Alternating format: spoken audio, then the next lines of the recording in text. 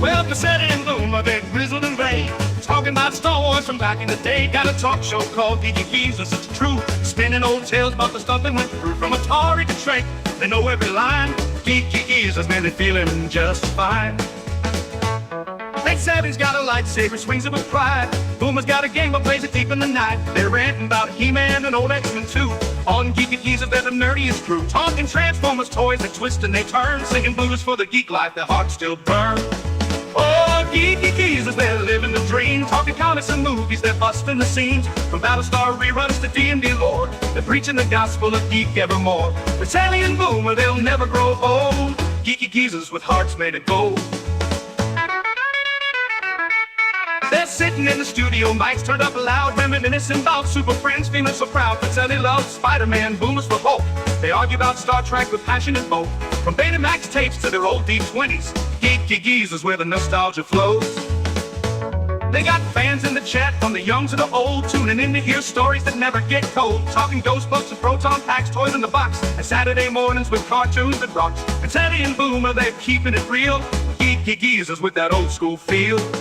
Oh, Geeky Geezers, they're living the dream, talking comics and movies, they're busting the scenes. From Battlestar reruns to D&D lore, they're preaching the gospel of geek evermore. Pacelli and Boomer, they'll never grow old.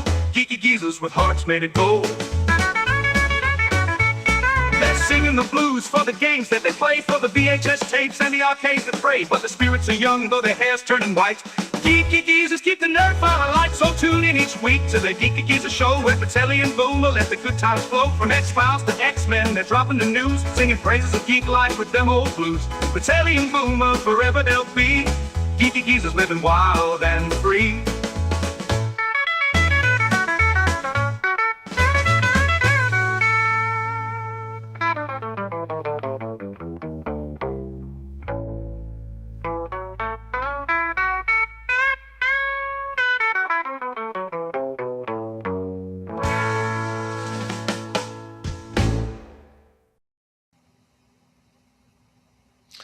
Remember those Christmas mornings of old when you'd get a toy in a box, the toys in the box?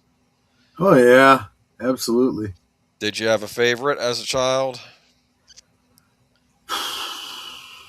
Gosh, there were so many. Was it one of those Well, Spider-Mans? No, I think because sometimes it was like big boxes that were, real exciting. So like the Death Star playset, the Atari 2600. Oh.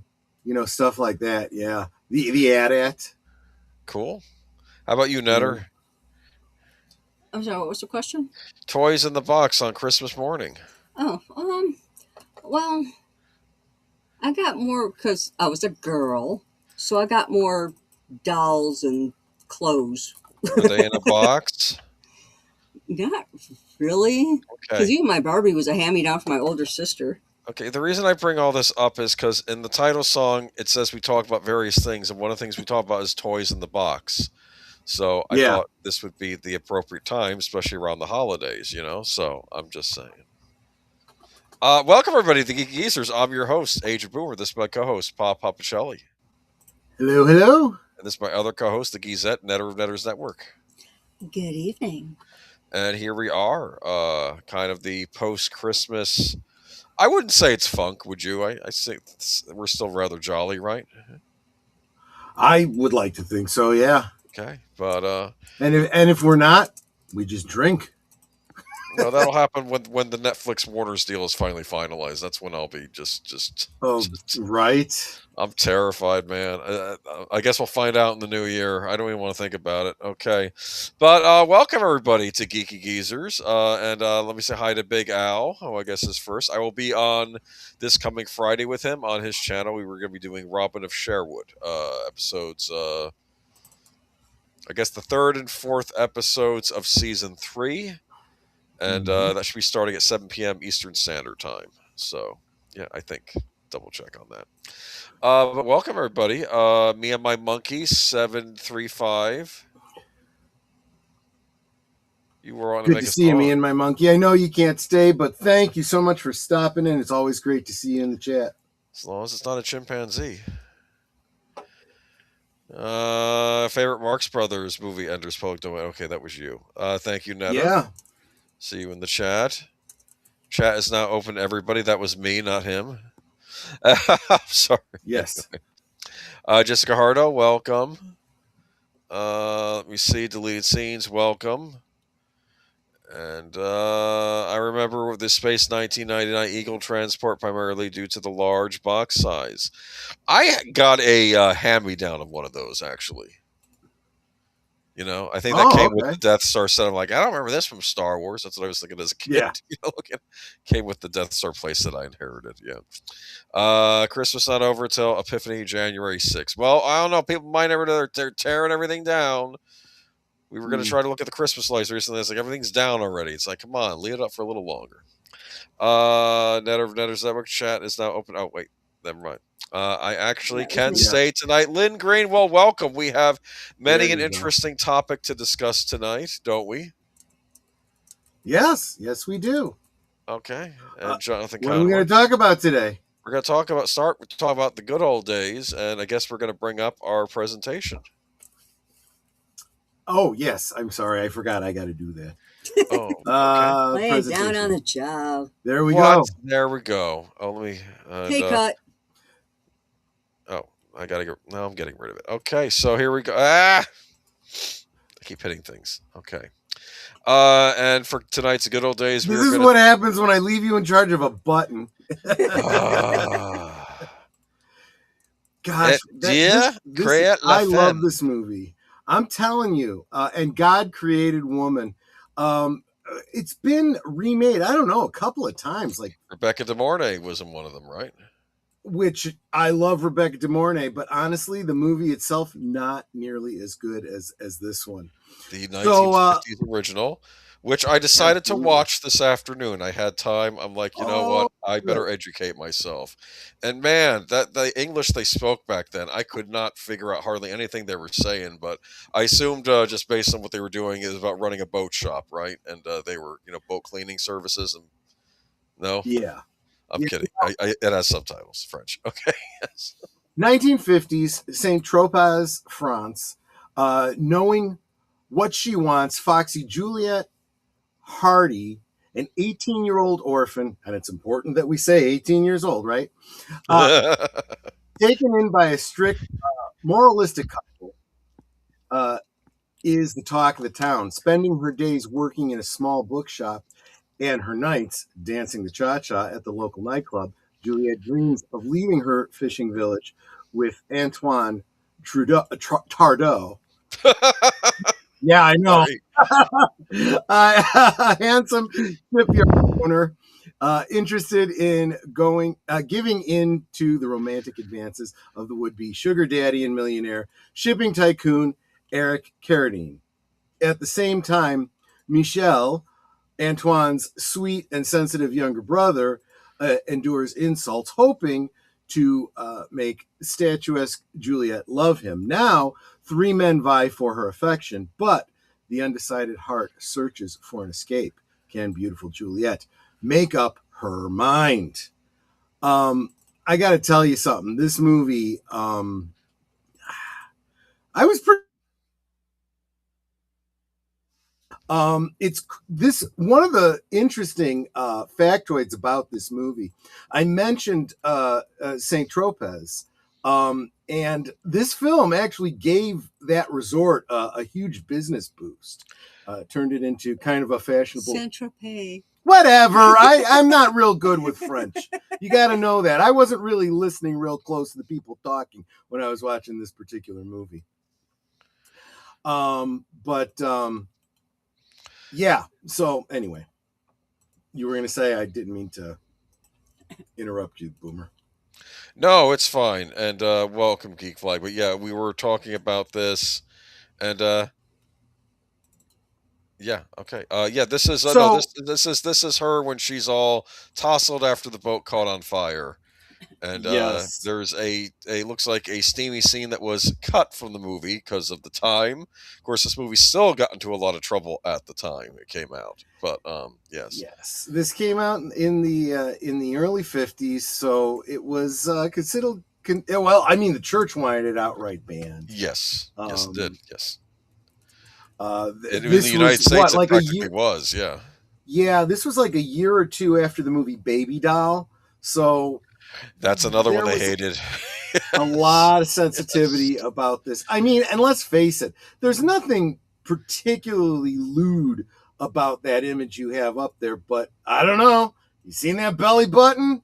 That's a no-no, right? Plus, it's a kind of a shipwreck, so they Right. kind of washed ashore. Now, let me see though, but I watched it for the first time today, and I'm thinking this woman is trouble. This Julia is trouble. So you had never seen this one before. This one is kind of a classic. That's This why I one, thought I'd better watch it, because I'm going to sound ignorant of my film, because this is the sort of thing I I've might have never watched seen in it, film so classes. there we go. Okay. Oh, interesting. Is this Well, considered this French New Wave, or is this prior to French New Wave? Maybe it's prior to that. I don't know. But yeah, it's probably prior to French New Wave. That was a big film movement in France. But, yeah, I don't know it might have been proto. What time period that would 60s, encompass. early 60s. Yeah. What I can tell you is that this film does appear as part of the Criterion Collection. It's specifically Spine number 77. That's how I found it, because it was on HBO Max as part of, they have some Criterion. Aha, there you go. That's how I checked it out. And there's sort of like, I don't want to say a love triangle. There's like 3 men interested in this woman in this movie. There's Antoine, who doesn't treat her too seriously, which she figures out by overhearing him in a bathroom, basically, that was he talking about having to marry the niece of somebody who was working for her. So have your fun with her. I guess she's the village bicycle. Everyone has the ride, that sort of thing. Which exactly. I don't know if she has this reputation deserved, but apparently everyone in town just thinks that she's a woman of easy virtue. It does seem to be implied that she is not as promiscuous as everyone believes her to be. They make certain assumptions about her. Yes. Simply based on her appearance. That's what I assume too, because I'm like, well, we don't really have any evidence of her. Like, she likes to dance. Right. And I think what's also very important is she is young, which of course, goes hand in hand with her being attractive, but it also there's a degree of immaturity. She doesn't know what she wants, so she needs to figure out what the heck she actually wants before she can truly go after it, right? Well, here's the thing. I get the idea, everyone in this town, like, she's going to get sent back to the orphanage run by nuns, I believe, right? That she's I'm sorry, she has got to stay there till 21, because she's not taking the bookstore seriously, which is really a fancy newspaper stand. It's a periodical building. She likes to go out clubbing and stays out past midnight, that sort of thing. So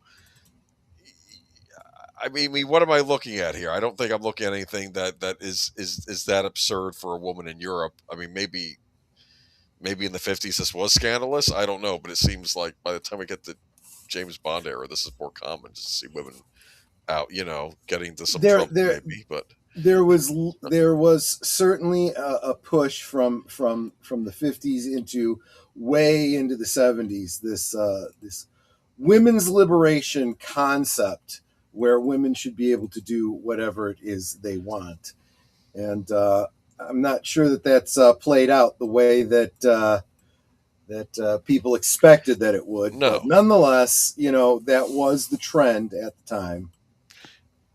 It's there's always give and take, I guess. You know what I want to make a point about, though, especially concerning the men in this movie? Is it possible? What's her name again? Brigitte? Brigitte Bardot. No, that's the actress. The character's name. It's another B, I think. It's give me a second here. Is it possible? I'm going to say it wrong, I know. Is it possible she's in love with both Juliet? brothers? Oh, Juliet. Is it possible she's in love with both brothers? That's where the trouble comes from. Well, and this is part of why I say that there's a degree of immaturity here. And I don't care. I know this is a trope of romantic stories being torn between this one and that one. I'm sorry. That's a lack of maturity, and that has nothing to do with age, in my opinion. Know what you want, be able to evaluate which of these people is what you really want and go after it. Make your choice. Like my grandmother used to say, and I swear, hand to God, this is an exact quote: "Shit or get off the pot." Yeah, well, Grandma said that. Oh yeah, Little old Grandma Mary. Grandma Mary. Oh yeah. well, it reminds me of Felicity one season. If I'm gonna drag this out, and she was finally seeing a therapist, and because she always had trouble with Noel and Ben, right? Those were the two love interests on the show, and the therapist basically says the trouble is you want both Noel and Ben, which I thought was a weird revelation. I'm like, well, I guess that is possible, you know. So Right. So here we are, because I think she at some point she cheated on both of them with the other, but it was just anyway. Here is of course the middle brother, who is head over heels. Oh, I don't know. I to be that young again. I don't know. I can make you happy, and she's like, no, you can't. And she's actually warning him, which I thought was interesting, but Right. you know that probably just makes him want her all the more. And I know him and his family. They own what a shipping yard or like a very small shipping port, and like or boat port, and they don't want to give it up to this wealthy industrialist that wants to buy it from them for more than it's worth. Mm-hmm. But they don't want to sell, and that's a thing. And this is kind of the middle son. And I get the idea that his older brother, what was it, Antoine, is a bit of a philanderer, maybe. Right. And he's more the straight-laced type, but he's fallen head over heels in love with her. And let me see. There's the wedding day. They do get married. And what I thought was interesting about Gesundheit. Thank you. I think he's not feeling well. Like they go up to the bed, like the family has a dinner all set out for them after the wedding. Kind of guess like the wedding dinner or whatever. And like she they go up to the bedroom and they do the deed. But to be fair, there's nothing really scandalous about this. They're married now. I mean, this is consummating the. It's not like they actually show it. They imply. Well, even if they imply it though, they're married at this point. I mean, I know it's maybe they didn't wait for the night to set in before but I mean, it's and it's funny. She goes down afterwards and she says, "Okay, I'll have this, and this from the family dinner." Takes it back up to the bedroom, which I thought was funny, but I don't know. I mean, she's an orphan, so I don't know. And bless you. Did you feel bad for any of the characters in this movie? I guess that's what I'm asking, because you're the one that was going to talk. During some parts of the movie, I kind of felt bad for her, but again, try not to be judgmental of the naive girl who. Thank you for the $2 super chat from Nate. God bless you. There you go. Thank you, sweetie. But I don't have a great deal of sympathy for the men in this film, and I think that's by design. I think you're supposed to kind of see it more from her point of view. Here's what I think. I think with this younger brother, I think what she's trying to tell him, I need passion, okay? I need you to be more passionate about me. You're not being passionate about me. I do love you, but you're not being passionate about me. Whereas Antoine, I guess, would be the more passionate, but doesn't love her in the way she needs to be loved. You understand? I'm getting my impression, because like even when she's like, "Oh, I'm tired. Okay, I'll let you sleep in it. I'll go to the bus." And I always says, "No, you're the husband. Tell her we gotta go." He wasn't doing that. Okay, so and this is the eternal problem for guys, right? This is you get this all the time. They say one thing, they mean another, and you're supposed to know. And you'll even hear women say this. You've known me this long, you should know. It's a damned if I do, damned if I don't. If I don't do what you say you want, you get mad at me. But if I listen to you and do what you say, I'm supposed to know you mean otherwise. And of course, there's all the whole contention too, where everyone's trying to talk him out of marrying her. You know, including the parents. I think I think he talks to the parish priest, says, "No, I don't think that's a good idea." And it's like everyone's kind of giving their 2 cents on this situation, but he still marries her. Right. And I just don't. Which really does come down to my personal opinion of other people's advice. I have no problem with people giving advice, and especially on something as important as this. If you care about somebody, if they're in your family or whatever, you have an obligation to give your advice. But at the same time, they are the ones that have to live with their decision. So you then turn around and you support whatever decision they make, regardless of whether they take your advice or not. Yeah. So, but she's young. I think that's what it basically boils down to. Maybe a little immature for her age, perhaps. At 18, yes. I mean, I had the impression that back in the 50s that women matured, men and women both, I think, matured faster. I think we tend to look back at that time and expect that they did. I'm not sure that was entirely true.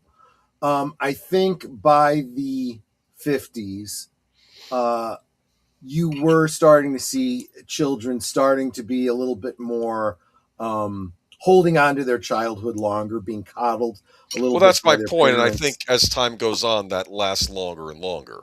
Yeah. That's my impression. Now there's people in their 30s that still haven't grown out of what used to be adolescence back in the 50s, Stop wearing your pajamas to restaurants, please. Sorry. Oh God! I'm sorry. Right? Started. I saw it the other week. I'm like, dude, those are pajama pants. Or in this case, stop wearing pajamas to teenagers. bed. I mean, that is mature. Wow. I wear pajamas to bed. Yeah, well, she doesn't, obviously. Okay. Oh, I see. In the case of this picture, well, that's it. But I mean, again, it's France. I'm not judging, and it's again, they are married at this point. I'm not. There's no scandal here, but I don't know. The mom said against it. I guess the father out of the picture. I think I saw him in one scene, or maybe it was like an uncle or something. I don't know, but yeah. Yeah, I don't remember a father. Don't remember anyway, yeah, maybe he was passed on at this point. The sons are running the business. Oh, wait, I ran out of pictures. But it's a great movie. Like I said, Criterion Collection. This is one of those movies I would say you need to see. It's a lot of controversy on release. I think did get a lot of blocked in the States, but there's nothing. Here's what I don't understand, though. There is nothing clearly shown in this movie. Now, I think there is one scene where it's apparent that she had the affair with the brother, but they don't show anything. I think they show them embracing, right? And then you see her buttoning up in another scene. Now, obviously, adults can make the leap there, and right, and I think even the mom confesses. I don't know how the mom figured out that the older brother had done the deed with her. Did she overhear something? I don't know, but I don't remember either. You've actually seen it more recently. Well, no, I was watching it today because I felt. Well, no, I mean I took my history of film class at college, and it was. I do also want to point out that, for all that we've been saying, talking about, controversy and, banning and stuff like that, it's got a PG rating. Keep that in mind, too.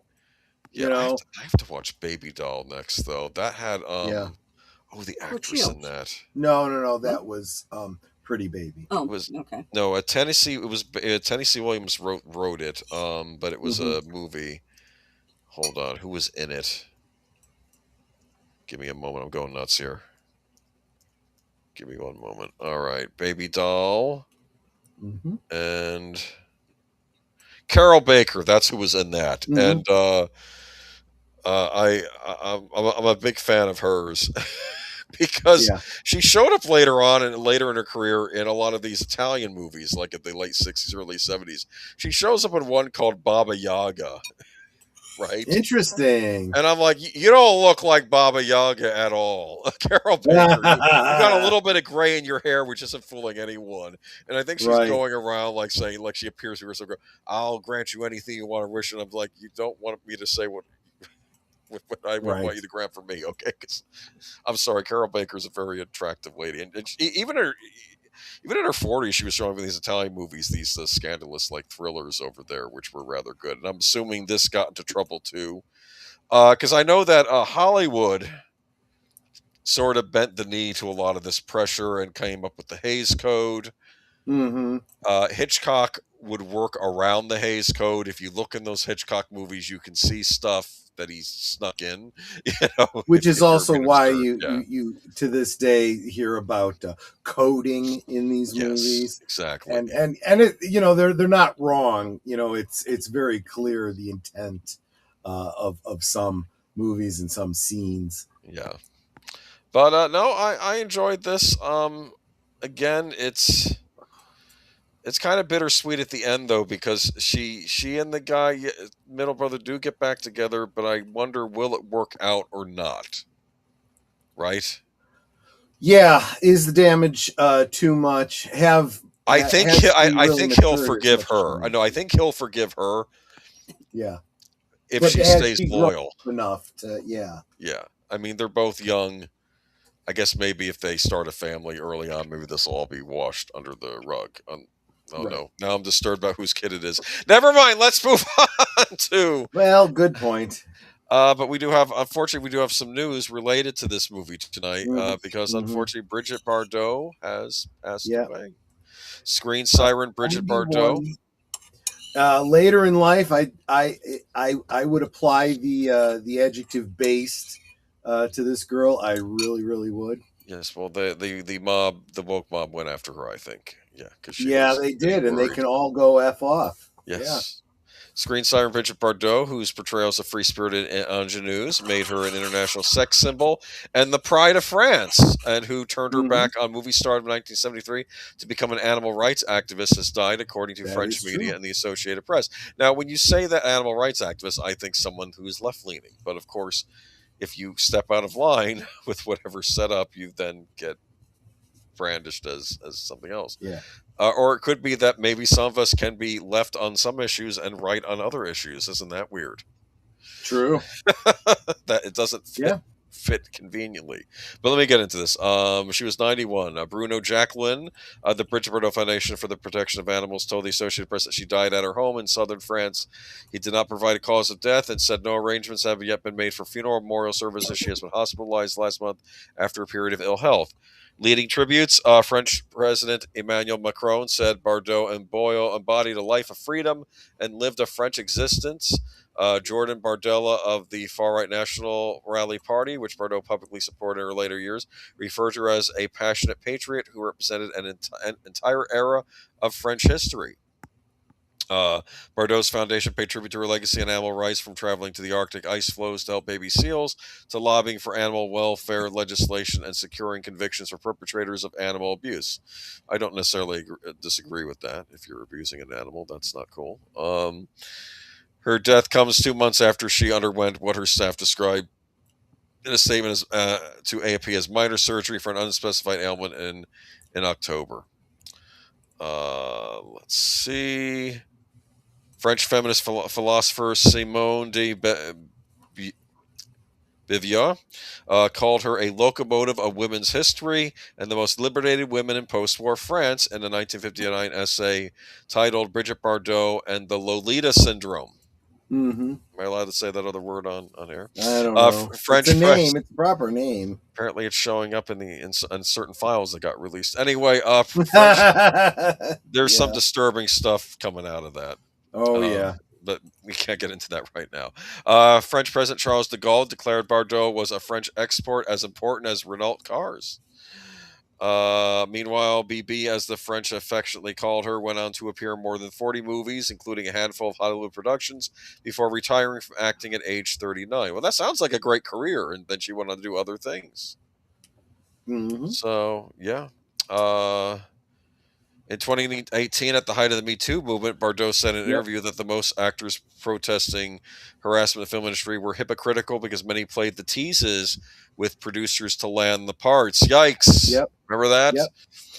She wasn't the only one that called it. I believe the exact quote was hypocritical and ridiculous. Yes. And she knew. She it's and let's face it, almost every woman. I always bring up the example of that bit from Mulholland Drive, where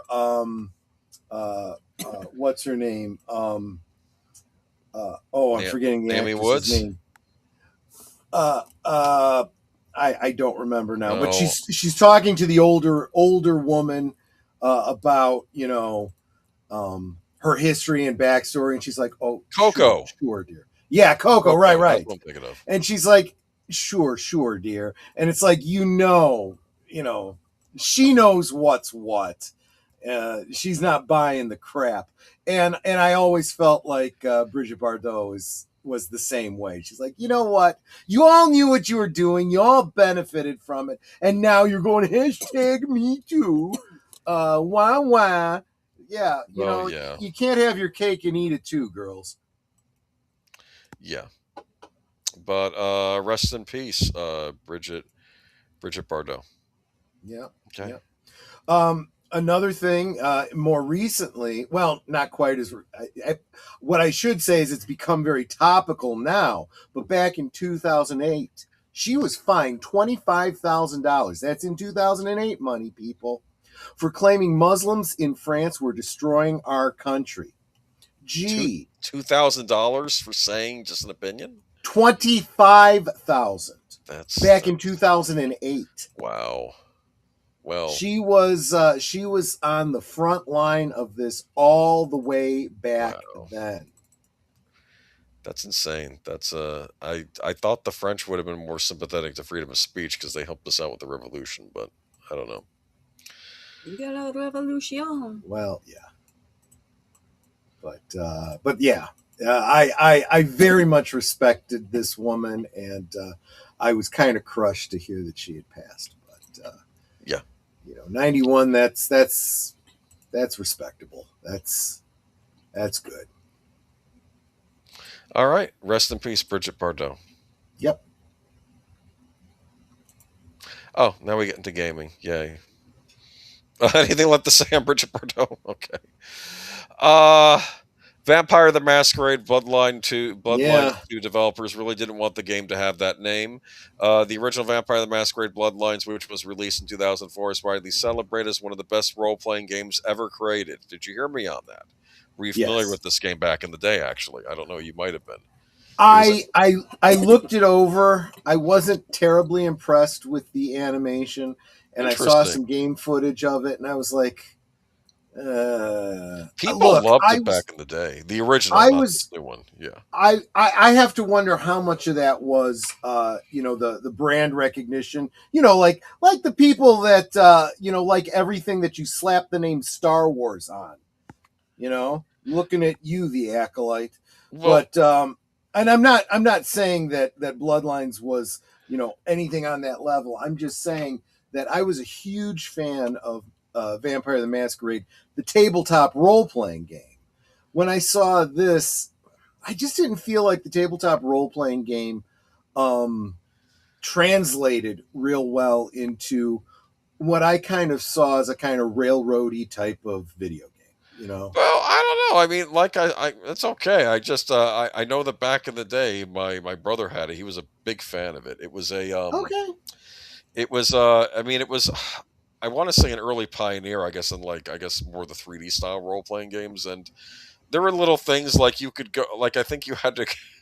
There's this one guy keeping body parts in his basement in one part, but he wasn't even a vampire; he's just some nut job, because I guess which I think is a clever storytelling element, because it's like you expect all the vampires to be the monsters, only to find out what? No, they're serial killers and other things. Just like in the real world, there are serial killers and there are there are bad people. But apparently this game has been a disaster. Apparently the people holding the Vampire Masquerade license, or at least for the game license, they made a big deal. They were going to do a sequel to Bloodlines. They then took it away from the studio that originally had it and gave it to a smaller studio that could keep the budget down, called the Chinese Room. And apparently it's considered a huge disaster. Some argue they only released the game because they got money on the pre-orders and they wanted to keep the pre-order money instead of having to refund it. That's why it got released. And It's And just so it's as bad as you would expect under circumstances like that. they made a big deal when this was announced a couple years ago. They were showing trailers for it. It looked like they got Christina Hendricks to play one of the vampires in the game. Wow. Yeah. But Well, there have been. I don't think she's in this game though. She might not be in the final product. There has been a long line of games that had great voice actors, but the final product was horrendous. Yes. The company backed off the angle that vampires descend from Cain because it's no inclusive other religion. Is that true? If that's true, then screw them, because that's exactly the kind of thing that I was talking about. If you are going to throw out the lore from the tabletop role playing game that you're basing it on, then don't even call it Vampire the Masquerade. Isn't Cain foundational to all the Abrahamic religions, Judaism, Christianity, Islam? Right? I mean, it's yeah. They all follow that, right? I think. I mean, I'm not positive about Islam, but I assume they have the Genesis story as well. But I mean, that's like saying we're not going to mention Thor's connection to Asgard because that might alienate other religions. It's like, that's the lore of the story you're telling. If you don't want to tell the story, don't tell the story. Yikes. Anyway, and let's face it, the idea that Cain is the first vampire literally is made up by the writers of Vampire the Masquerade. That's not like it's some Judeo-Christian it's what belief from the Bible. Did. Yeah, it's what they did in their own lore for the game. Yes. It's like how in the Command and Conquer games you had the Brotherhood of Nod. Remember those? Now, I agree with... Yeah, exactly. I agree with Lynn. Personally, that was one of the details I liked about the Requiem. No one knows for certain what the origin is. I always took that as, regardless of whether or not Cain was the first vampire, that's their religion. That's their lore, belief yes. in mythology. You know? Yes. You know, I talk about Jesus, and you could say that's fiction. Well, I can't prove it, but that's the story, right? Let me see here, though. Vampire the Masquerade Bloodlines developers really didn't want the... Okay, but anyway, let's face it. That is a very low-hanging fruit type of title. Vampire the Masquerade Bloodlines 2. Yeah, it's a sequel. They should have just made it Electric Boogaloo. I mean, for crying out loud. Well, no, because they were arguing that they wish they could have just called it Vampire the Masquerade something else, and then people wouldn't have placed this expectation that it was a sequel to Bloodlines. Well, there you go, yeah. And I was watching some YouTuber, and he says there are some things in the game that are actually rather good. Of course, then later on he says, oh, no, this is the second game-breaking bug I've run into in this game where it crashed on him. So, I mean, it's just been a disaster. I'm going to try to say that I think the Chinese box probably were not experienced enough for this type of game. But, hey, Chinese room should probably go work for Bethesda. Maybe. We can't make Bloodlines 2. We can't make Skyrim, but we can make Dishonored. But you weren't hired to make Dishonored. You were hired to make Bloodlines 2. Right. Bloodlines came out at a really interesting period of game development years back, the same time as games like Stalker and Shenmue, when you could ship a really ambitious game that was full of bugs and holes, was totally flawed, but the ambition was really excited. Pinchback says you could get away with it now. You couldn't get away with it now. Trying to recreate that magic in a different environment felt wrong-headed. One of the reasons why they got away with bugs and holes in those games because no one had seen games like that before. These open world environment type games. At this point, we figure this stuff is old hat. I don't know. I just brought this up because I wanted to warn that apparently has 56 upvotes on Steam. This is not getting a good review. And this is yet another game that people had been patiently waiting on for years that ended up being a complete disaster. That's what I've heard. But anyway, so don't get Bloodlines 2.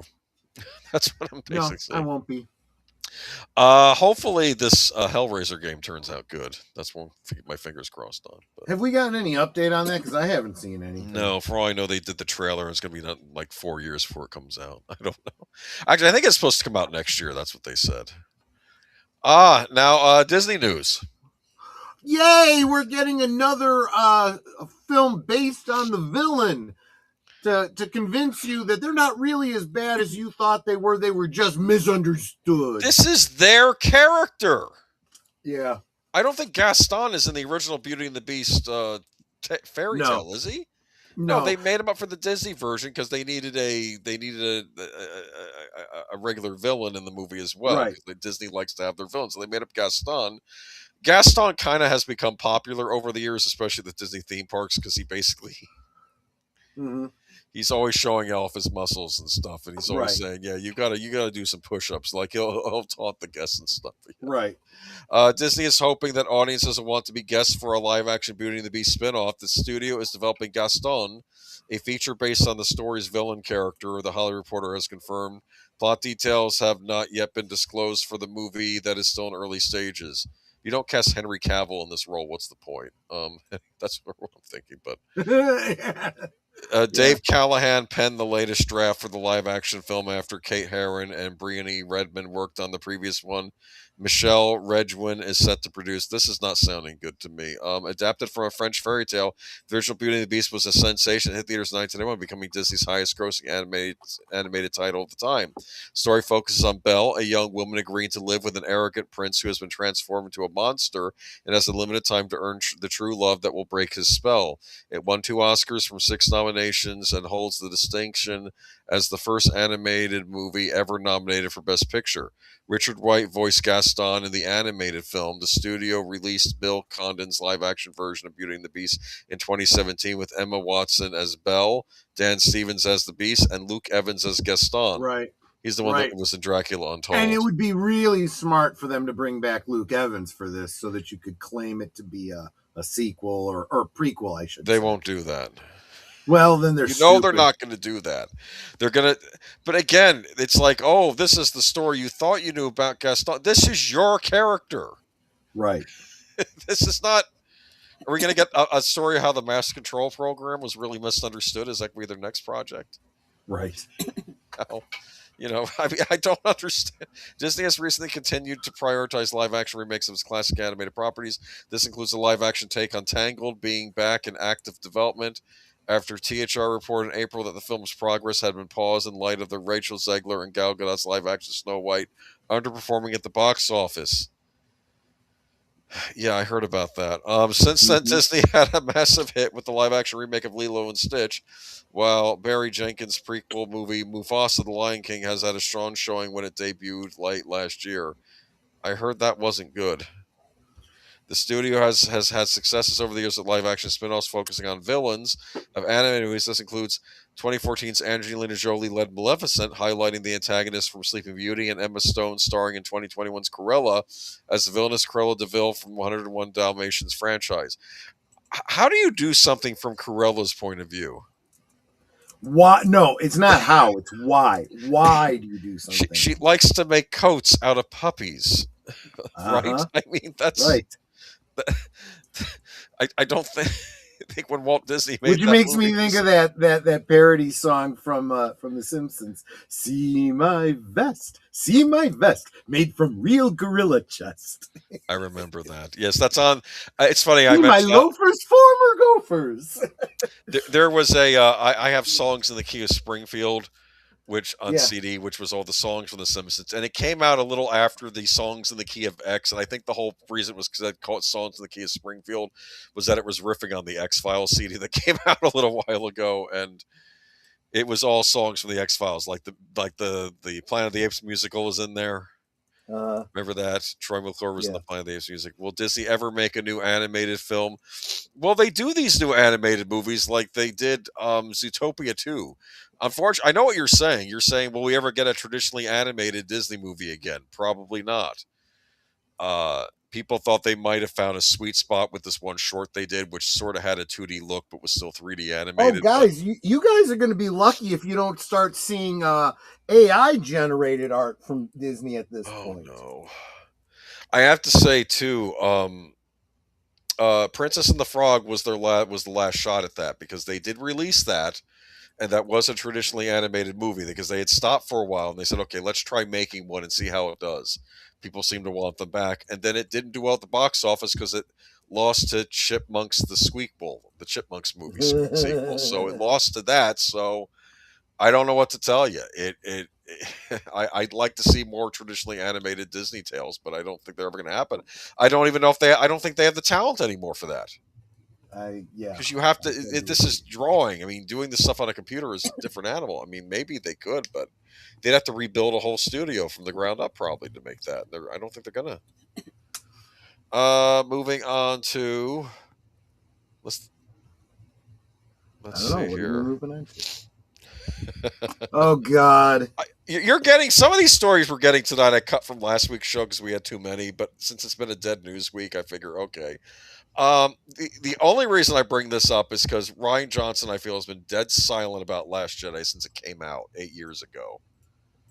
Yep. And now finally he opened up his mouth because he had the new Knives Out movie come out recently, so he must have been asked about The Last Jedi. So I'm going to read to you his comments. Feel free to interrupt if I make something. Well, I will make one note based on what you just said. I find it interesting every time he talks about Knives Out, he's asked about this. He is always going to be tied to this POS movie that he made for Star Wars, and that's what he's going to be known for. I hope he's happy that he's known for something that people hated. This is the moment when you as an actor needed to put your foot down. Right. Because you are also part of the creative process here, and I'm sorry. Okay, Rian Johnson, director of Star Wars The Last Jedi, has said he anticipated and welcomed the movie's polarizing response and argued it would have been worse to create something afraid of shaking up the franchise. Speaking to Polygon, Johnson said Star Wars had a history of challenging fan expectations of where the saga story was headed ever since the series' second release, Empire Strikes Back. With its shock character deaths and fresh uses of the Force, this is something The Last Jedi certainly also did, while generating a wave of backlash from many of the franchise's most vocal online followers.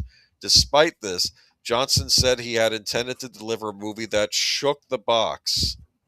And is that the mystery box? Well, shook the box. I would. Yeah, that's interesting because that could very well be a shot at J.J. Abrams too. It might have been, and upended fan expectations rather than simply serving up something that handled the franchise and its audience with kid gloves. Something other entries in Disney's Star Wars sequel trilogy have been accused of. I don't know about that. I was hoping for that. I wasn't afraid of it per se, Johnson said. Having grown up a Star Wars fan, I know that thing where something challenges it, and I know the recoil against that. I know how there can be infighting in the world of Star Wars, but I also know the worst sin is to handle it with kid gloves. The worst sin is to be afraid of doing anything that shakes it up, he continued, because every Star Wars movie going back to Empire and onward shook the box and rattled fans and got them angry and got them fighting and got them talking about it. And then for a lot of them, got them loving it and coming around on it eventually. Stop right there. Okay. So this is again the moron who this is basically he's repackaging his talk about subverting expectations. And I've said this before, gonna say it again. There are good ways to support expectations, and as a writer for a franchise, yes, you should be continuing to shake up people's expectations, but you have to be intelligent enough to know in what way that is good. And this guy is more of a troll who just wants to piss everybody off, and he thinks that's good. Any publicity is good publicity. And the losses that they've taken on Star Wars over the years have been evidence to the contrary. So you have this character, Luke Skywalker, that the fans have been waiting decades to see again on the big screen, and you introduce him, and he's a loser and a jerk, and you don't like him. And yeah, that's it. I was watching a very childhood hero. I was watching a very interesting commentary on. It was focused on the Timothy Zahn trilogy, but it was doing so by comparison to the sequel trilogy. You know, the road not taken kind of a thing. And this YouTuber was giving an incredibly large amount of deference to Disney, giving them the best possible assumption that they were just trying to be careful, that they didn't want to rock the boat, that since there were so many fans that didn't like the prequels, they didn't want to, so that's why they kind of recycled and redid everything. But in so doing, they take away all the character development for the established characters. They strip out all the political stuff to make it completely nonsensical. The entire universe is, overturned, and the Empire is gone, and the rebellion is gone, and there's all complete chaos. So now we have completely new everything, and it's all completely falling apart. And you're like, that doesn't make any sense. That makes absolutely zero sense. Whereas if you look at the Timothy Zahn, you don't see Luke Skywalker as some, has been, hermit. What you see is and reverting, right, and giving up all of his earned experience. Instead, he's got all this experience, and now he also has all this responsibility on his shoulders. And there's a over conservativeness to him, an almost fear of going forward, right, and him having to learn how to be. Well, not only to basically surpass Obi-Wan, but now he's got to look at being Yoda, but recognizing that Yoda made mistakes. So he's very concerned and very trepidatious. Yes. Going like where no Jedi has gone before, in a sense, right? Well, that's for Leia, right. You've got Leia, yes, and a continuation of his maturity, not a regression and starting over again. Like going, right? It's nihilism. Oh, were the Jedi really any better than the Sith and all this other nonsense he said in the movie? It's like, no. And yet, but you can kind of explore that through him, right? And have him say, I'm going to forge a different path, while still, training the next generation. You still have this as a handing it over to the next generation, right? Yeah, I mean, it's very clear when you watch the end of Force Awakens that there was going to be a time that it was written to basically saying there'd be a time gap between this movie and the next movie, because you have Finn, he's like in a coma, right? Because he gets damaged trying to protect Rey. You have Rey going to Luke Skywalker, assuming that she will train her to be a Jedi over the next couple of years, and then it would pick up a couple of years later. And the First Order took a lot of damage with that base getting blown up, so I assumed we were gonna have a time jump like between the original Star Wars and Empire, right? And that you assume that, and then Rian Johnson does it like 2 hours later. Yes, go ahead. Yeah. Yeah, you assume that there'd be basic storytelling and logical, and you don't get that. And unfortunately, what you get, as Lynn points out, sequel trilogy, and it's 50 years later rather than 25. So you got all this time in between, and you're like, what the hell has happened in the past 50 years? And just questions keep mounting up and mounting up and mounting up to the point where people go, fuck, I don't care anymore. I still don't know what planet got blown up in The Force Awakens by the Star Killer base or whatever. And why it matters. I thought it was Coruscant. I thought it was Coruscant at the beginning. I'm like, is that Coruscant? And they never said what planet got blown up. And how did Anakin Skywalker's lightsaber get found? And what happened to Luke's hand? And all of these other things that, were explained in Heir to the Empire, just saying, Well, yeah, there was a wonderful critique of this movie by, and I think it was Entertainment Tonight, but it was a Canadian Entertainment Tonight, where this guy went on a rant saying, and this was a guy coming from a guy that was in support of Disney Star Wars, and he liked The Force Awakens, but then he gets this thing, he's like, no, there's stuff set up that you didn't cover, and he just... Well, that's the other thing, too. You look at both the prequel and the original trilogy, you have a true trilogy where you have a story arc. You may or may not like the prequel, but at least it's a consistent story that makes sense Yeah, there's still plot holes, but it's very clear that it was planned out from the beginning. Definitely true with the original, which is kind of ironic considering you get a standalone movie in Star Wars. There didn't have to be 2 sequels to it, but they still work perfectly. Go. Let's look at another trilogy by a different filmmaker.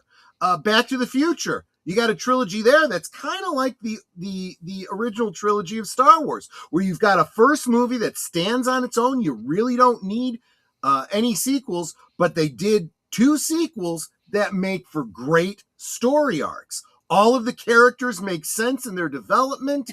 The progression of the story makes sense.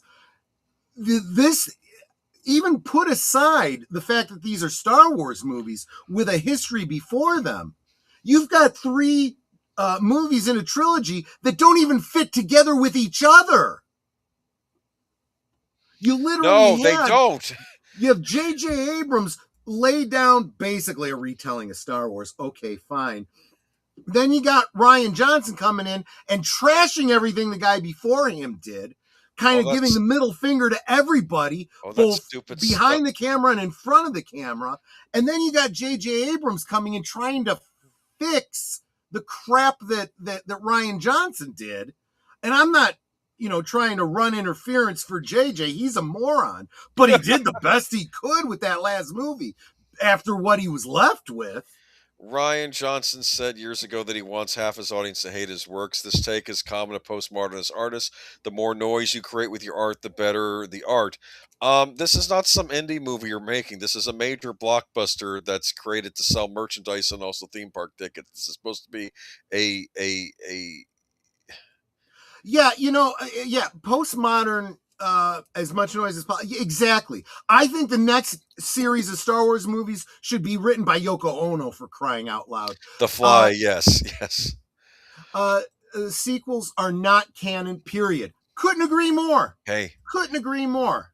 If you ever watch, not to get off topic, but there's a video clip of John Lennon performing with Chuck Berry, 2 legendary rock and rollers, right? And then Yoko Ono keeps interrupting the song with her weird yelling or something, and you see Chuck Berry's face, and he's getting pissed. He is getting angry, and I'm with him. It's like I'm doing something with your husband, and you're screaming your nonsense. Well, and that. For any fans that have looked at that, they look at that and they're like, she's the reason the Beatles broke up. I don't care what you say or what other elements there were to it. She was a problem. She was a troublemaker, and she pretty much ruined everything she touched. So, and that's Rian Johnson too. We're not done yet. I have to read something else by him. Sorry. Oh, wonderful.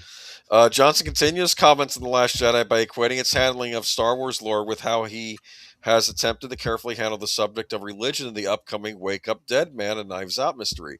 People who are raised outside of faith sometimes think it's this touchy thing that you have to handle with kid gloves, he said. I grew up very Christian. It was a very personal thing for me. I'm not a believer anymore. I'm no longer a Christian, but when I was... You're constantly rattling the box for yourself. You're constantly being offended by things. But then it's not like that just shuts off the real world and how it challenges your beliefs. It's just like being a Star Wars fan and seeing a twist where you're like, oh God, that doesn't make me feel great because it's not what I expected, he says. As a Christian, the world is constantly throwing that at you. It's just your daily life. Assimilating that is how you grow. That's part of the purpose of both fandom and religion. Comparing a fictional series to a religion, he can go F himself. He really can. Because there are completely different rules involved here. It's only alive when it's interacting with the world. What is he talking about? The Amish don't interact with the world. Their religion's alive. I don't know what he's talking about. I just... Well, look, I mean, trying to read any kind of meaning into the dumb crap that he's saying, I mean, his work speaks for itself. He is a failure in terms of Star Wars. That by every measure, So anything he says is pure copium on his part. Yeah, it's just I thought this was important though, but I cut it last week because I'm like, do I want to give this man attention? But at the same time, I have to know what's going on. What is the reasoning behind just blowing up the franchise? I didn't understand this. Because he's a troll. Because he is a troll, and he has zero respect for fans of Star Wars, and he likes to piss people off. No, he's an asshole, is what he grew is. up as a fan of Star Wars. Just like Leslie Headland. What's your favorite Star Wars? I love all of the Star Wars. No, she doesn't. She went on record as hating the prequels. Yeah, but anyone who even makes a comment like, I love all of the Star Wars is, that tells you everything you need to know about the moron. Anyway, there was no picture with this article, so I just provided the Luke with the... No, that's a perfect picture. That perfectly represents anything Rian Johnson related. This wouldn't be on a good old days because it's not the good old days, but I remember when I saw this in the theater. Here is my thoughts. When I saw Force Awakens, I thought, okay, Abrams is playing it safe. He's doing his... Look, we got to get back to being able to sell toys and action figures to the kids. I mean, it was serviceable. I didn't think it was great. Han dies. I know that got a lot of people angry, but let's be honest. I expected that to happen. I expected someone from the original cast was going to get killed. And Han was the most logical choice. They're going to kill off Han because they're not going to kill off Leia and they're not going to kill off Luke. So they're going to kill off Han. Right. And then, not that they had to do that. They didn't. But I just figured that seems to be a trend and then we get I didn't like the fake out with Rey because I kept thinking Finn was the one with the Force, and then they switched it around on you, and I'm like, well, that came out of nowhere. And I kept thinking Rey was going to be some kind of cloning project or something to make an ultimate Force user. That's why she knew how to fly. Again, every time the fans have a fan theory, it tells you that they are more intelligent and have better ideas than what these morons in Hollywood are actually doing. Yes.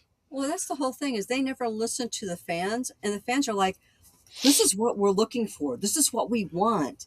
We're telling you. See, that's where you're mistaken. They listen and do the opposite because they have such contempt for the fans. They purposely want to do the things that piss off the fans and drive them away. Isn't that just Disney?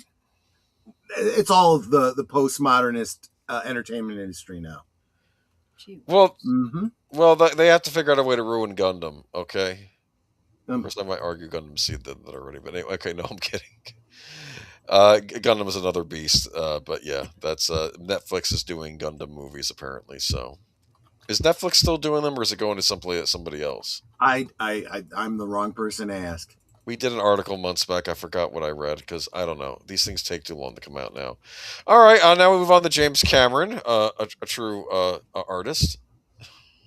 I'm sorry. I think of what's happened to the Terminator movies. Mm-hmm. He promoted the heck out of Terminator Genesis. I don't know if it's called Genesis. I always pronounce it Genesis because it had a Y. I'm good with that. It makes. And I thought it was stupid that they put a Y in it. Okay, why are you putting a Y in the word Genesis? I'm just going to call it Genesis. They don't know how to spell. Yeah, probably, or they can't copyright. No, they were trying to be clever. They purposely, it's not clever at all. But we look at that and go, that just tells us, because after you've seen the movie, you're like, yeah, the movie is just as bad as your spelling. So, So here we go. James Cameron's remake of 59-year-old sci-fi classic gets exciting update. James Cameron offers a promising update on one of his forthcoming projects, a remake of the 59-year-old sci-fi classic Fantastic Voyage. I think this makes sense because that's a Fawkes property, which Disney now owns. The 71-year-old filmmaker just theatrically released his latest movie, Avatar: Fire and Ash, the sequel to 2009's Avatar and 2022's Avatar: The Way of Water. But Cameron still has more planned, oscillating between directing and producing. Released in 1966 and directed by Richard Fleischer, Soylent Green, 20,000 Leagues Under the Sea, Fantastic Voyage follows an intrepid crew who are shrunk inside a submarine so they can journey into a scientist's bloodstream to attempt to save him from a blood clot. Fantastic Voyage stars Stephen Boyd, Raquel Welch, Eben O'Brien, Donald Pleasance, and Arthur Kennedy. I mean, that's a cast right there. Yeah. Classic cast. Who are you going to get to replace Raquel Welch? Ariana Grande. They'll just throw Ariana Grande in there geez. just to bug me. Okay. Cameron's remake of Fantastic Voyage has been gestating since the early 2000s at least, but says he's been actively working on it right now.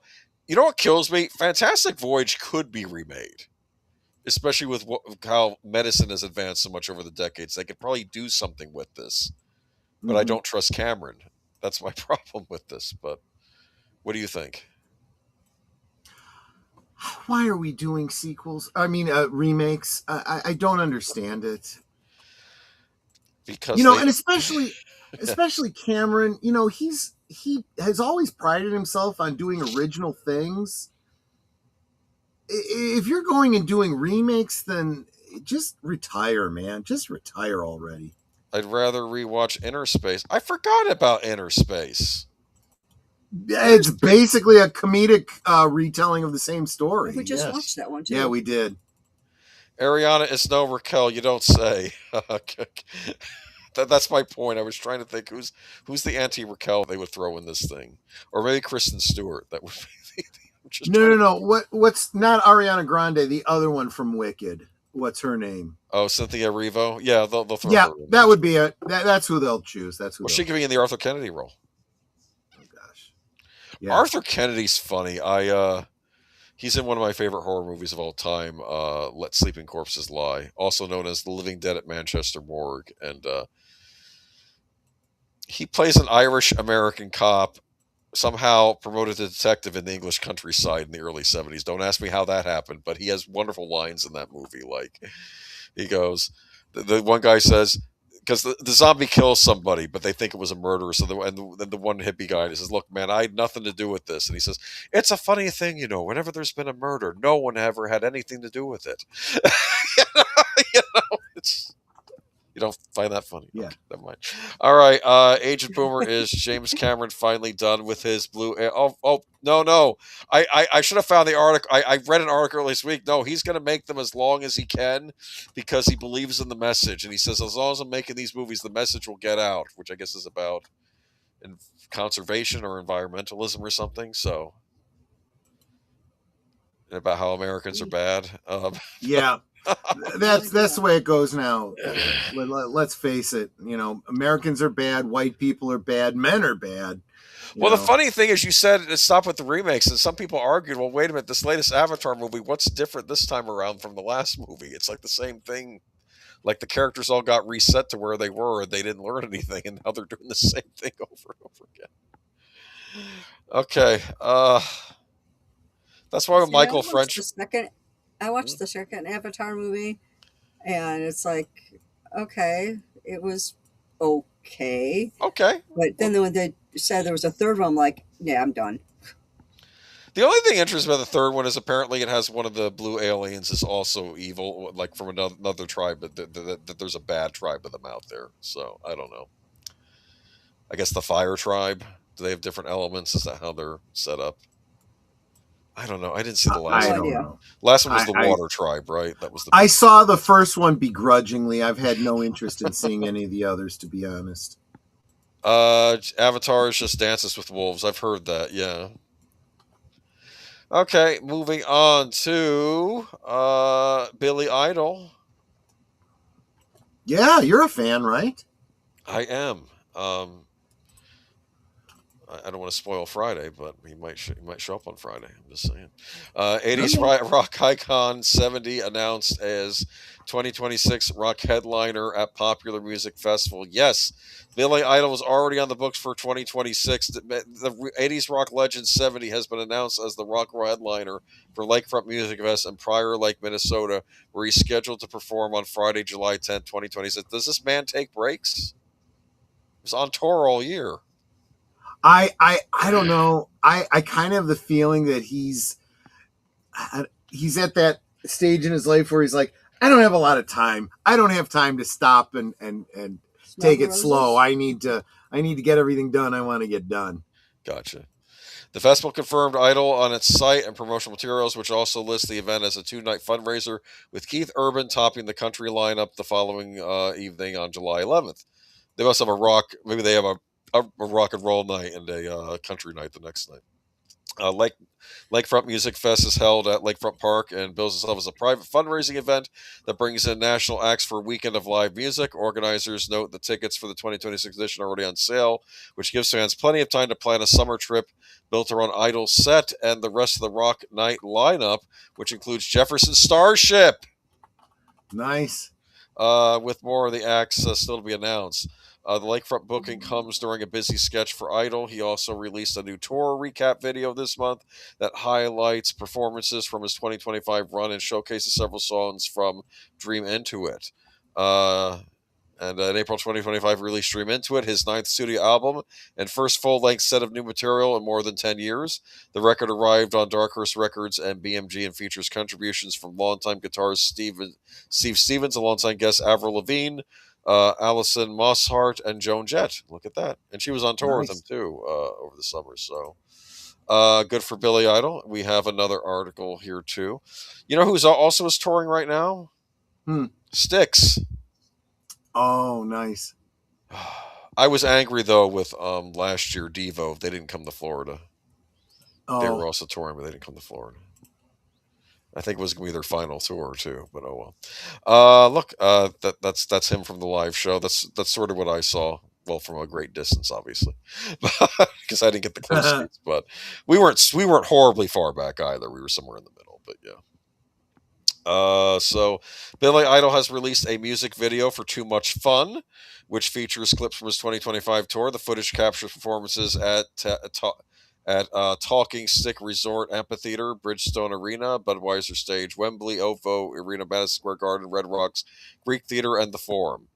The rocker wrapped up his tour with a show on November 30th in Mexico City. Too Much Fun appeared on the musician's 9th studio album, Dream Into It. Dark Horse and BMG released in April.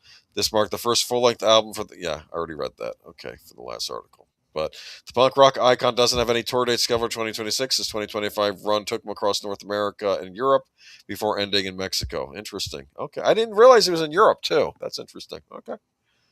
But good on him. But like I said, he will be at the lakefront next year if you're in the area and want to go see that. So, yeah.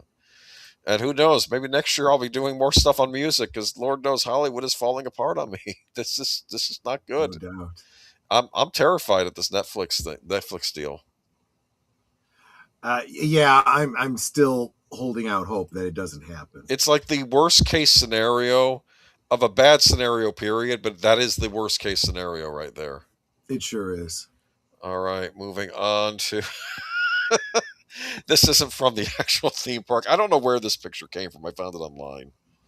You like that? Dracula's Haunted Castle? I do. I want to know where this is, man, because, like, look at that. And if you look at the sign up top, there's Burger King up ahead, too. You got everything here. Look at that. You got a big maze. Is that real or is that... This is apparently a real place. I should have looked up where it is. But what the article is about something else, though. World's largest vampire-themed attraction planned for Bucharest. Am I saying that right? Yeah. Okay. The world's first and largest Dracula-themed park is being planned for Bucharest, in Bucharest, Romania. The 875 million euro venture will offer an immersive experience across 6 unique areas, including 40 attractions, blending adventure, storytelling, and world-class entertainment for all ages.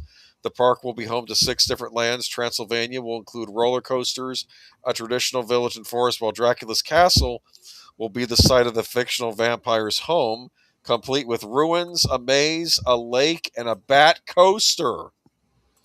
In the Family Kingdom, a diverse range of vampire and supernatural creatures from global cultures will reside.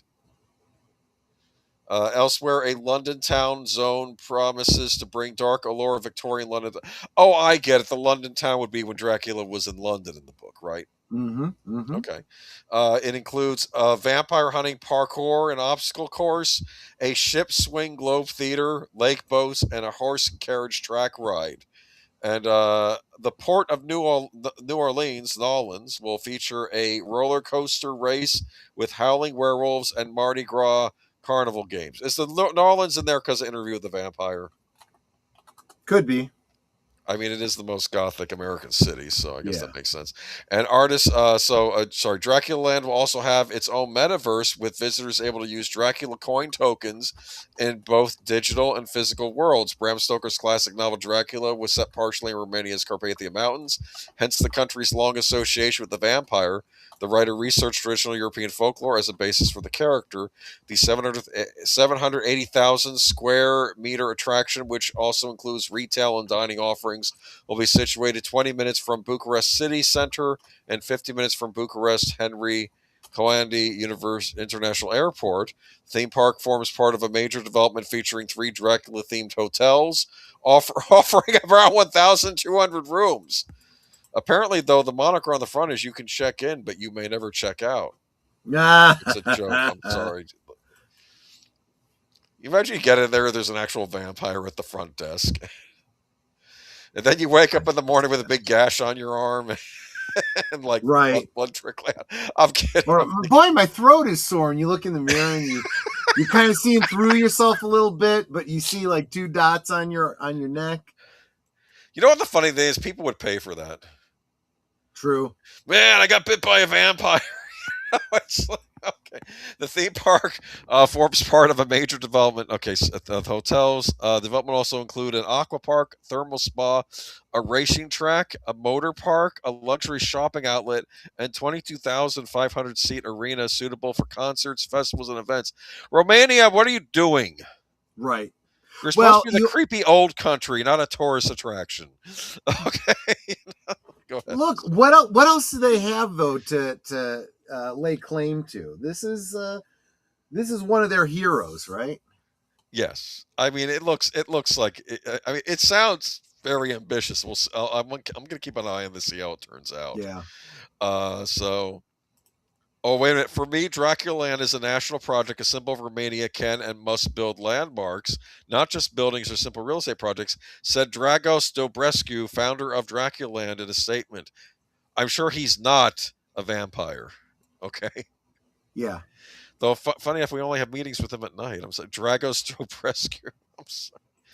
I know I'm being culturally insensitive. It just sounds like a vampire name or a Bond villain name. I'm just saying. But, wait a minute. Thumb up the show. Wait a minute. Hold on. Sorry. I got lost in my track of thought.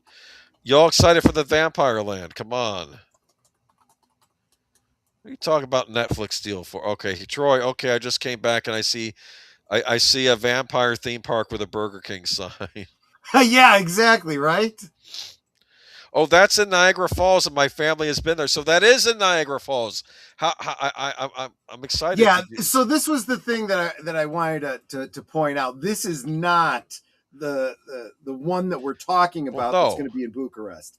The one in Bucharest is probably might have its level of kitsch, but I think it's going to be much more pro Dracula, because Dracula is kind of a hero in that country. Well, he is, from a certain perspective, he should be, because he literally was responsible for keeping the invading Turks out of Christendom, basically. What was it? The Ottoman Empire at that point? Mm-hmm. Yeah. Yes. Who were, I think, allied with another country during. And when you look at his history, he had a literally tortured history. So he was. It was a very personal battle for him. This is the kind of movie I want to see them do. You know, a real historical drama on Dracula. Yeah, no, that would be interesting. I'd like to see that as well. But yeah. So there you go. There's your. There you go. Oh, wait a minute. This reminds me of an art class project I did for college where everyone comes up with a theme park by using any media, and I used drawing, painting models, and just a Jurassic Park theme.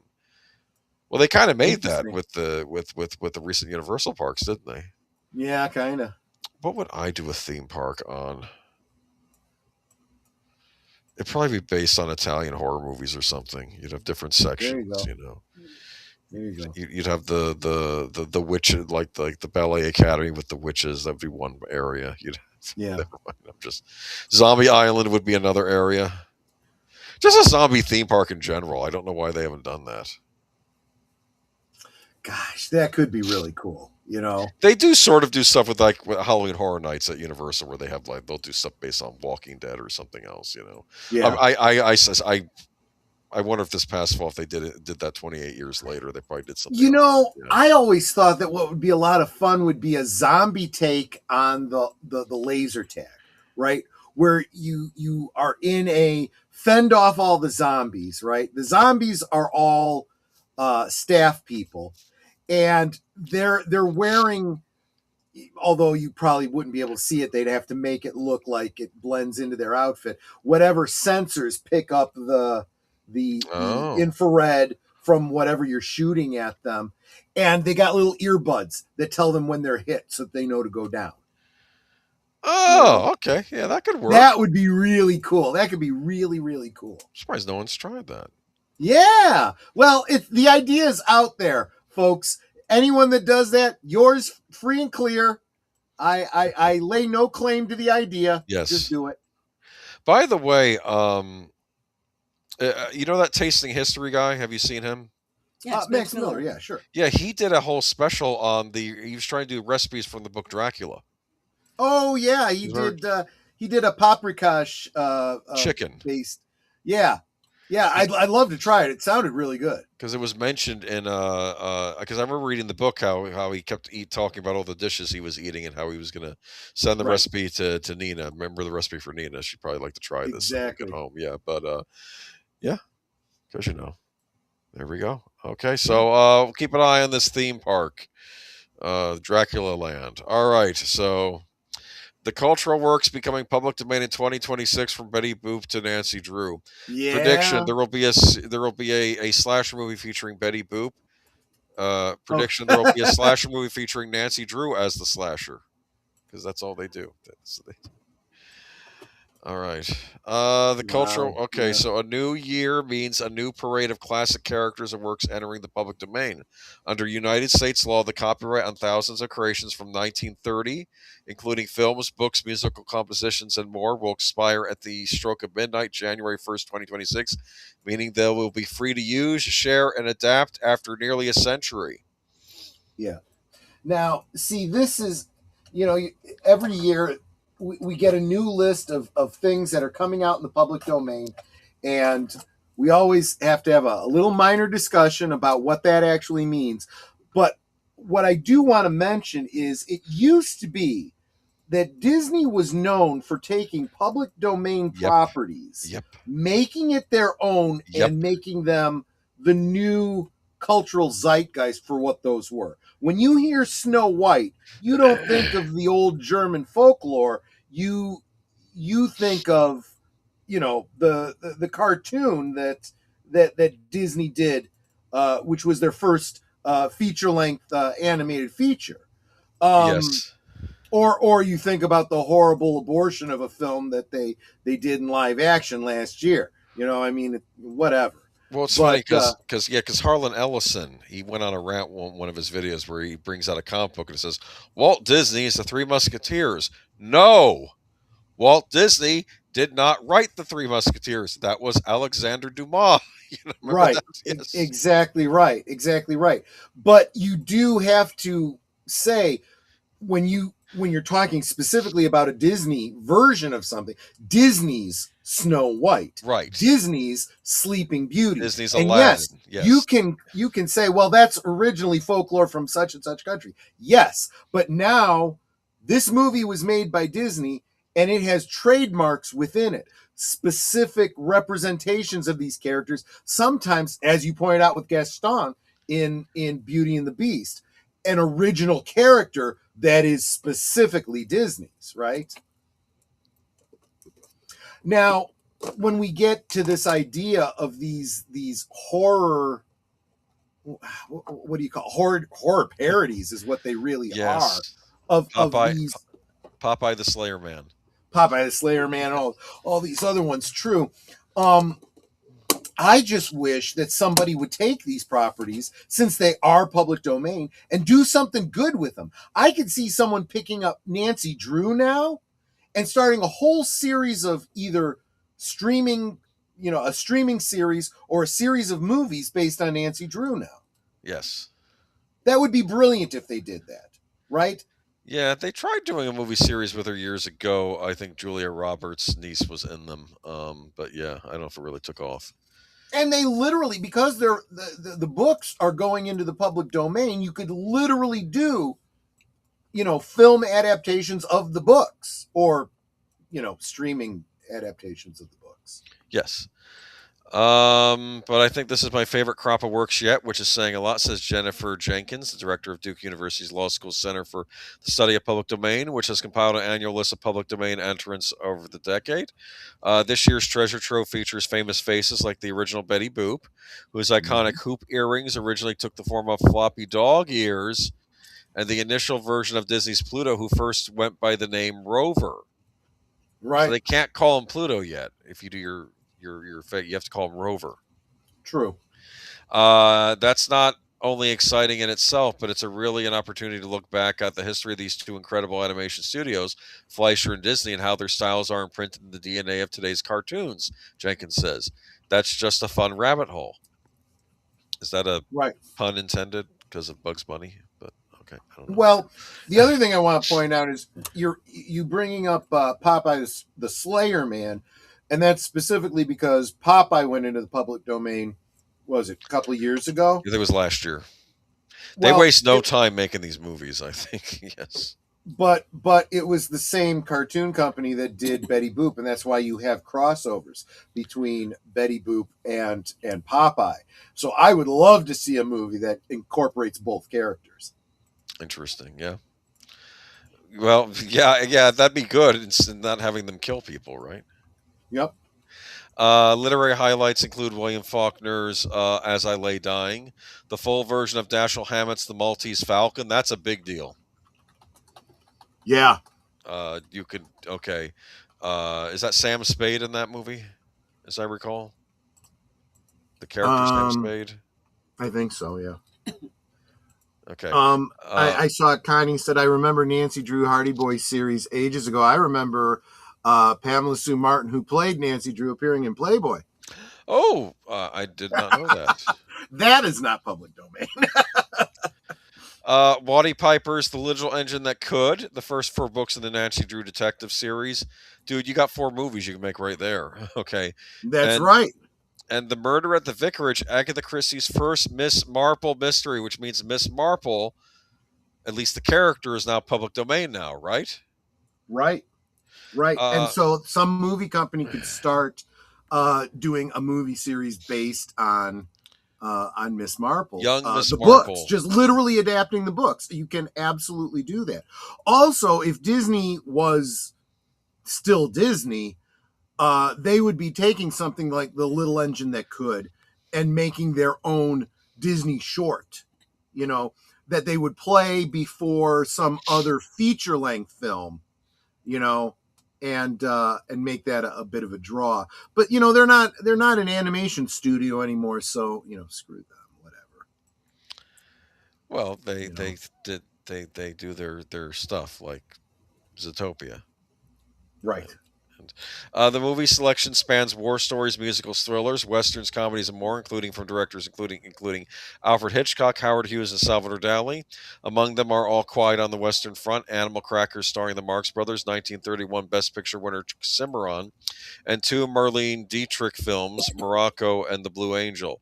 So I'll say, if there is a silver lining to, unfortunately, these terrifying times we're living in, where Netflix is or other companies could buy Warner Brothers, some of those movies may eventually just become public domain, and then someone who cares about them can restore them and put them out, right? So, yeah.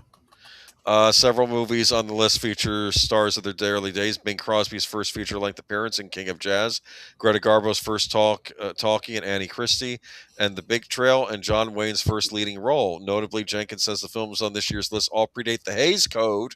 We mentioned that earlier. Because of the Bardot thing. A set of self-imposed studio guidelines that ban subjects from profanity, violence, and nudity to interracial relationships and quote-unquote lustful kissing in movies from 1934 to 1968. The musical compositions include Georgia on My Mind, Dream a Little Dream, 4 songs by Ira and George Gershwin, I Got Rhythm, I've Got a Crush on You, But Not for Me, and Embraceable You. This means you can sing I Got Rhythm on your stream whenever you want. Well, this is where we gotta talk about copyright. Yes. You have to remember that if you're using backing tracks, whoever put out that music, that version of the music, can lay claim to the.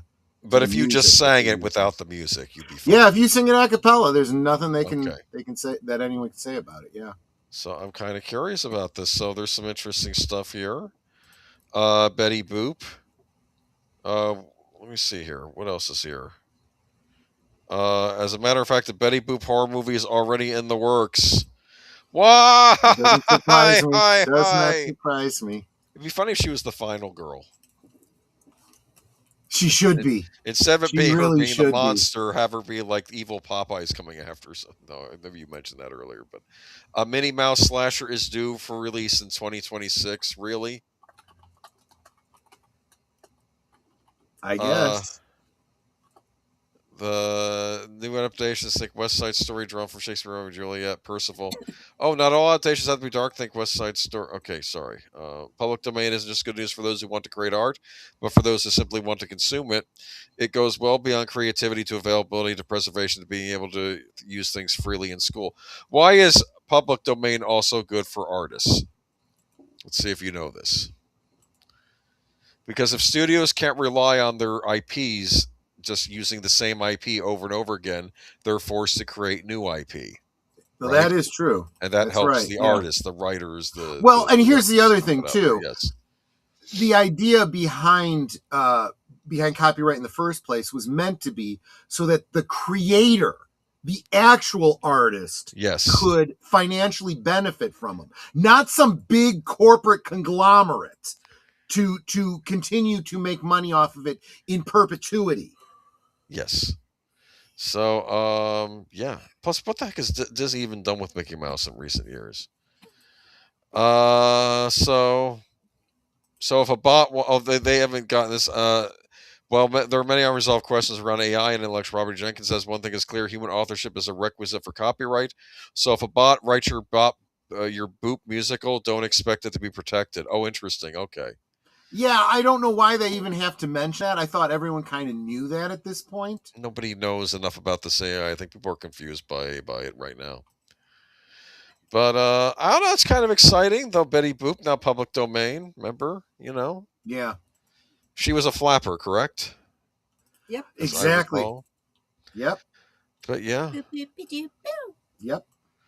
she was in Roger Rabbit. Remember, she was stuck So in black and white. speaking of which, Yes. I'm drawing a blank, and I know that if deleted scenes or Big Al is here, actually a number of people are good for this.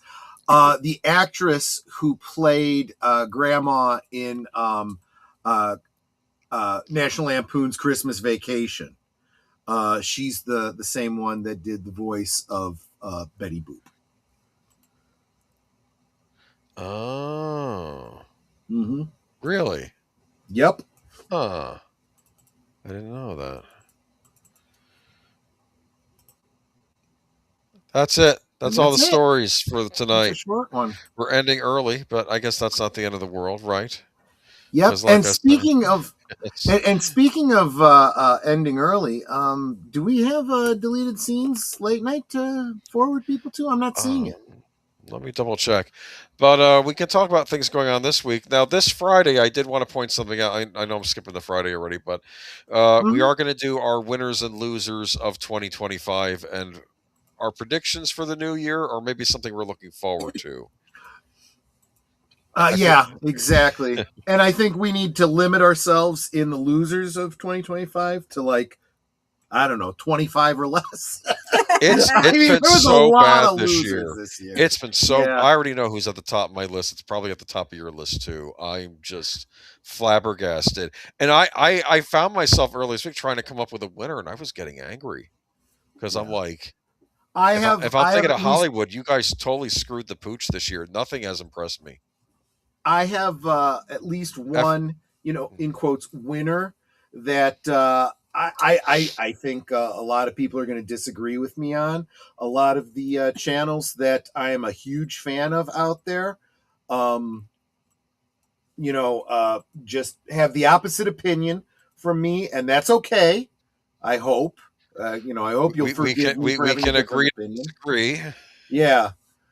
I've kind of explained my reason why I don't think it's as bad as people think it is, but and why I enjoyed it. Shouldn't have to justify why I enjoyed something, but You can enjoy something; it's fine.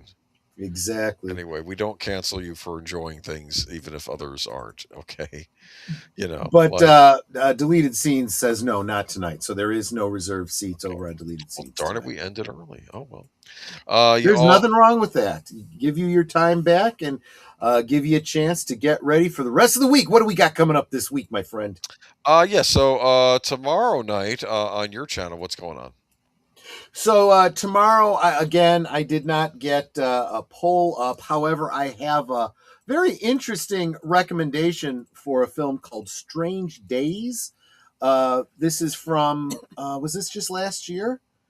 No. This, I guess, is an older one. This is from 1995. Oh, as your New Year's movie. That's an interesting pick. Yeah. That's so like a future serial killer, and Ray Fiennes is trying to catch him, right? As I recall. And it all centers on New Year's Eve. So I'm gonna be jumping on that one. It'll be interesting. And Whitney Houston's in that, as I recall, right? Oh, no, Angela Bassett. My mistake. Angela Bassett. Yeah, no, if Whitney Houston was in it, I might have changed my mind about it. Angela Bassett. But that is my members' night at the movies. So if you're not a member, remember that membership is as little as $2 a month. I am trying to reach 100 members by the end of the year. I'm really within spitting distance of that number. I'm almost there. I am almost there. There will be a big push for it on New Year's Eve, which we're getting to in just a moment. So consider becoming a member. But that's Members Night at the Movie. And of course, every day every weekday at noon Central, that's 1 Eastern, Liquid Lunch on my channel. If you are wherever you are out and about, just take your lunchtime, come join us. Different topic every day. Yes, it's a really cool show. And you have your different categories each day too. And Netter, what about you on Thursday? What do you got going on? Well, on Thursday, I'm trying to line up a guest, but if he can't make it, then it's going to be just me and Troy, and y'all just shooting the breeze and talking about the new year. Yeah. If we have any plans and that sort of thing. Right. Of course, Tuesday I have my regular Sherlock Holmes. Adventures of Sherlock Holmes. The first episode of season 2, The Copper Beaches. Let's see. Wednesday night, of course, is New Year's Eve. So it is very possible that I will be doing something for New Year's Eve, probably starting at 10 p.m. Central Time. Doing an hour chat with everyone leading up to a countdown to midnight Eastern Time. And then continuing on for another hour, countdown to midnight here in Chicago. Very cool. So look for a last call special on Wednesday night. If you're not doing anything, Boomer, and you want to join me, you certainly can. We'll see. And that goes for my VIP members as well. If you guys want to come join me in the studio, feel free. Let's see. That's Wednesday, Thursday, of course. Thursday things on Netters Network. You already mentioned Friday, last call, but you're doing something else on Friday, are you not?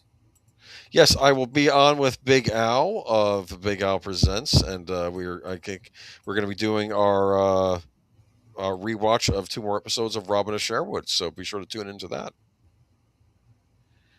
With Jacen Connery, Sean Connery's son. Awesome. I mean, he'll be on the show, not in the studio with us. Well, okay. He's welcome if he wants to pop in, though. I'm not going to, kick him. Absolutely. Okay. And then Saturday, do we remember what the film is for Big Al Presents Films with Friends? Big Al or Deleted, if you're in the audience, you guys probably remember. I'm drawing a blank. I know it was one that I was kind of looking forward to, but I just don't remember. Yeah. Oh, But, I can look it up for you real quick if you'd like. Give me a moment here. thank you so much, Wallace Lang. I'm glad to hear that you're enjoying that. And I should probably also take this opportunity to mention that next Sunday, oh yes, Pan's Labyrinth on Saturday on Big Al Presents. Next week Sunday, Yes, that's it. after Geeky Geezers, of course, we'll forward you on to deleted scenes for his reserved seats, and then after reserved seats, I'm going to be starting a new late night stream overnight on Sundays, starting with the very first episode. We're going back to the beginning. Doctor Who, William Hartnell. We're going back to the beginning and watching it. You know, this is, I realize this is many years of Doctor Who. Of course, if I still have a channel by the time we get to the 11th Doctor and 12th Doctor, that's where we'll end it off. I won't be going any farther than the 12th Doctor. So no, I understand. That's where Doctor Who ends. He had 12 regenerations, or he had 12 regenerations, and that's it. So Moffat screwed up the numbering anyway. Yeah, that's true. I was actually going to forgive him on the War Doctor, and then he threw in another one, and I'm like, you're just messing with the audience at this point. Yeah, and just exactly. because at least you showed the War Doctor on screen. Right. And, we got to meet him for that special. So, okay, there was a hidden Doctor. I'll accept it. And then he screwed it up again. Because at least you could put a face. And then, Tennant regenerated twice or some nonsense. That Tennant being taking the slot of 2 doctors, because he wanted to wrap up how many doctors there were and make the idea of that wasn't his. No, I'm sorry. That was not his right to do. Well, when you're the showrunner at at a certain time, you were put in charge of it, so I guess he gets the right to do it. Don't get me started. But when someone else took over after him and nobody liked what was being done, the audience decided that it ended. So right. Still need to start watching Trial of a Time Lord. Yeah, well, that's it'll be a while before we get to it, but eventually I'll end up doing it. Yeah. All right. So y'all have a good week. Again, Merry Christmas. We're still in the Christmas season, and Happy New Year. All right. Happy New Year. Happy New Year. Take care, everyone. Bye-bye. Bye-bye.